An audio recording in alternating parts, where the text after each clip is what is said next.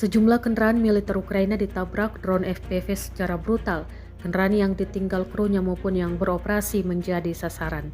Rekamannya beredar di Telegram pada Jumat 20 Desember 2024. Dalam keterangan unggahan disebutkan inilah momen penghancuran kendaraan Ukraina oleh kru FPV-56 pasukan khusus Han Rusia. Beberapa kendaraan yang disikat diantaranya tank, kendaraan lapis baja hingga rampur.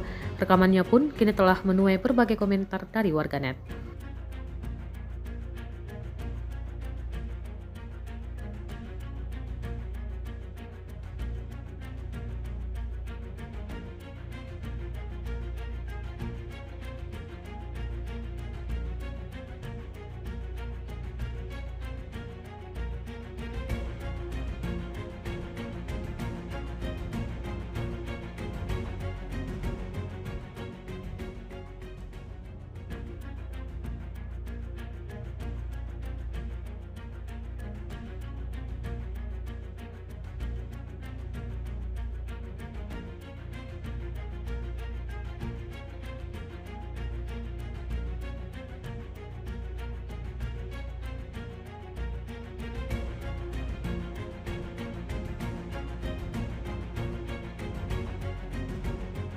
Download Tribun X sekarang, menghadirkan lokal menjadi Indonesia.